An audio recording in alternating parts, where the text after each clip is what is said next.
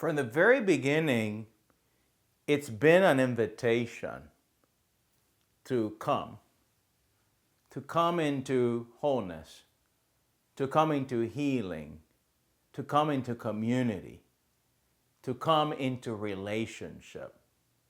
From the very beginning, it's been that kind of invitation. Oh, like any other invitation, often it comes dressed up as something, and some of the dress up might not seem ideal, might not fit our current circumstance. As we hear it and read it today, might seem way off base, but it's an invitation. In fact, in Jesus' own ministry is a constant invitation. It's an invitation into the community of disciples. It's an invitation into meals together. It's an invitation into the lives of human beings where they are. It's an invitation to come. Come, you who are weary and heavy laden, and I will give you rest. Come and see. Come and tell me what it is that I can do for you. It's an invitation. And so for now over 2,000 years, the community called the church has gathered around this ancient story and has attempted, sometimes not helpful always, but is attempted to be a community of invitation. A community of you come. If you're weary, if you're sick, if you're disoriented, if you're lost, if you're looking for meaning, if you're wandering, come.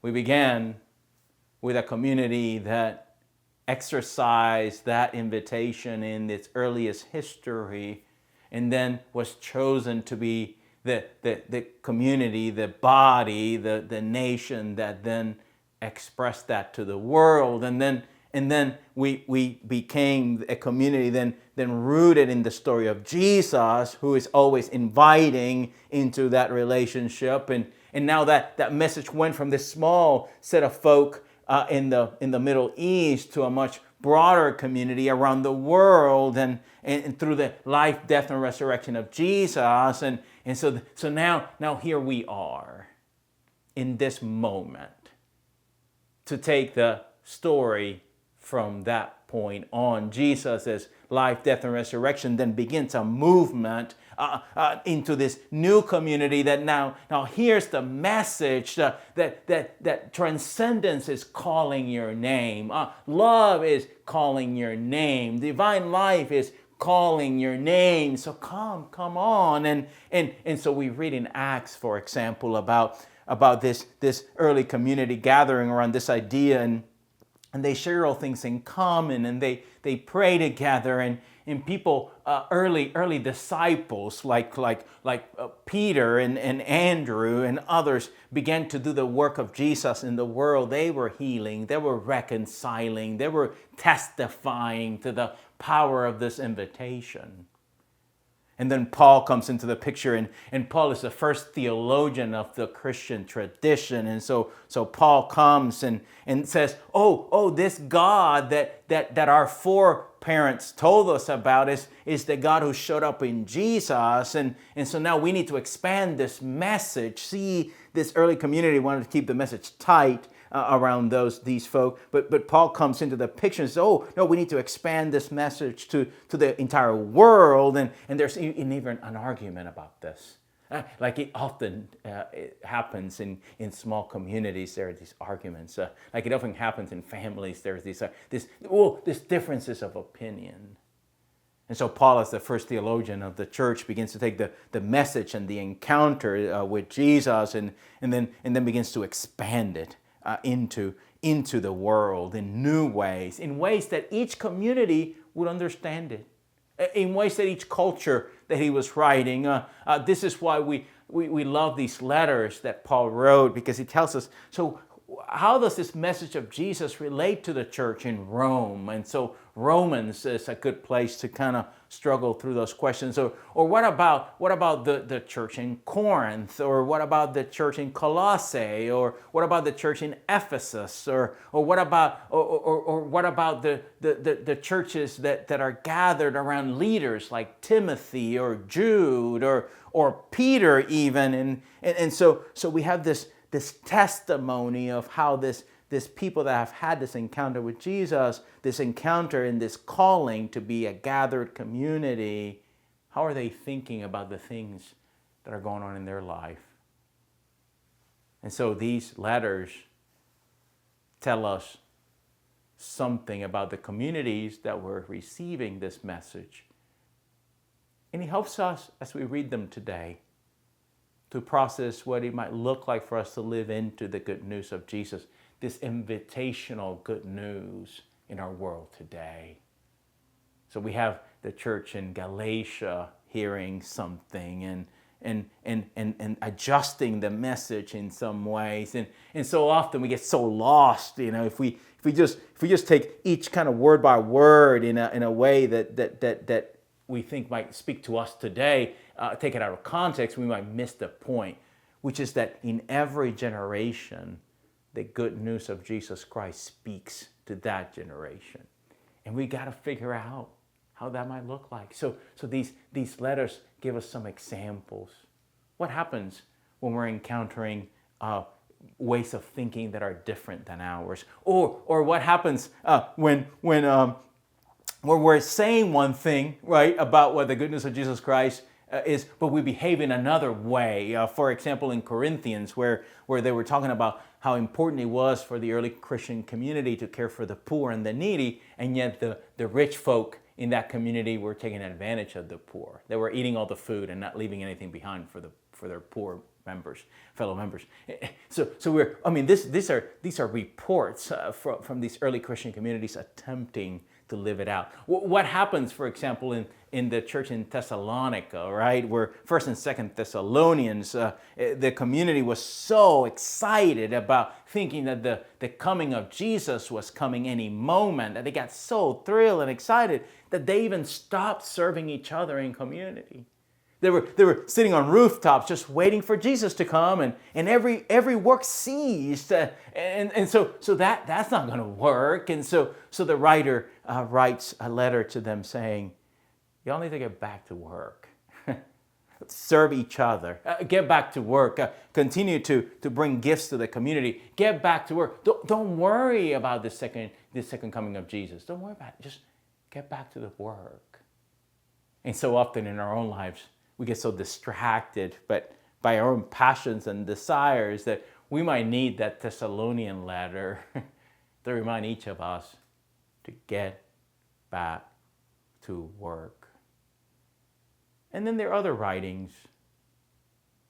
In this survey through the last third of the Bible, there are writings like Hebrews that remind us in a new era of the church to not forget the cornerstone, this ancient tribal people that became known as the Israelites, and that the connections between the work of Jesus in that first century and the work of God in this ancient people, reminding us that we too are heirs of Abraham and Isaac and Jacob. That their faith is a faith we should look up to. That their witness is a witness we should see as inspirational. Then there are the moments where the leaders of the community need a word of wisdom.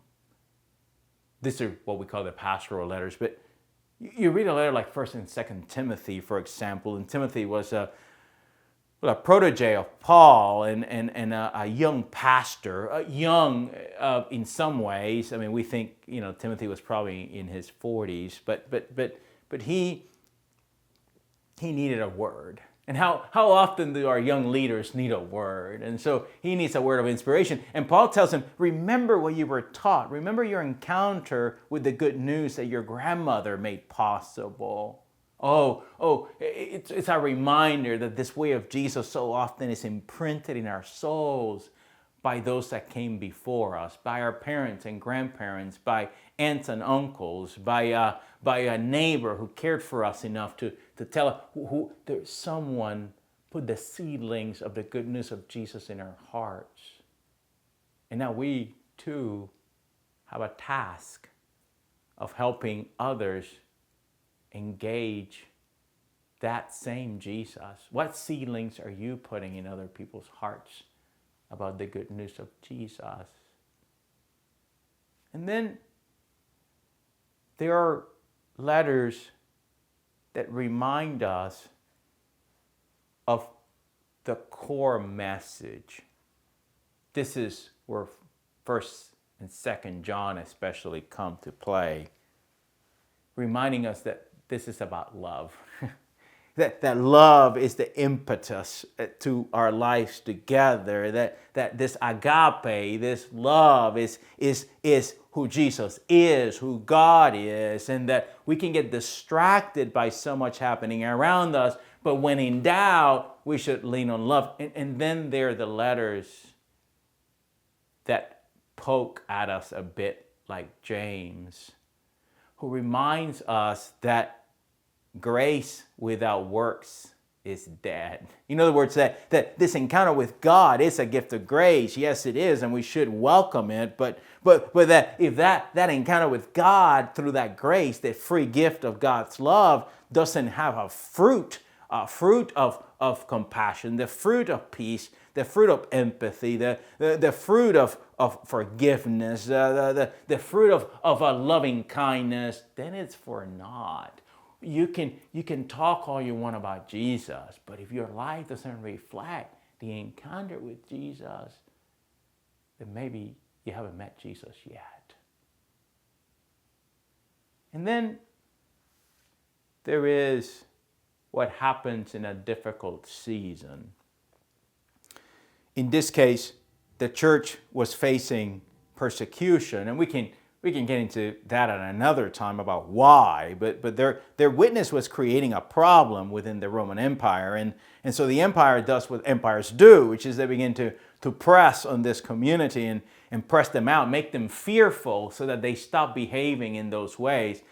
Again, the community was loving too much, was too compassionate, too empathetic, too connected. They were refusing to go with the flow, and so the empire begins to press on them, and so this ancient story that we call Revelation begins to tell us that then God doesn't forget, and that God will make all things right in the end, that it doesn't matter how hopeless things get and how fearful things might be going on, that God is victorious, that love is victorious over death, and that death is not the last word, and that God doesn't forget the injustices that happen all around us, and that God will come and make all things right in the end.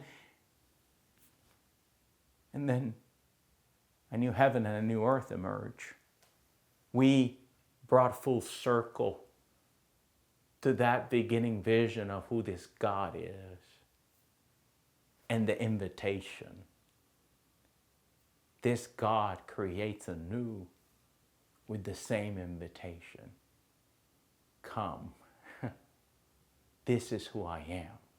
This God of love, always wooing, always calling, always gathering, always forgiving. This God, always making new, always healing and restoring and redeeming. So the invitation, if in case we've forgotten because life has become difficult, the invitation has not changed, and in fact, we might need it today more than ever. This reminder that God is not done with us, that God is not a God of destruction and despair, that God has not forgotten our plight and who we are, so God invites us to be restored again, to be forgiven again, to come again, to begin again, that God is doing a new thing.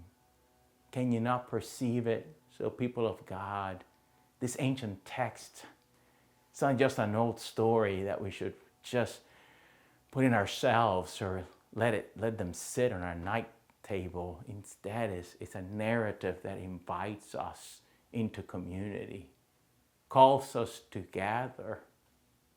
It's an ancient story, ancient words for today.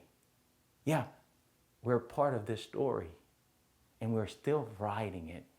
You are, and we are.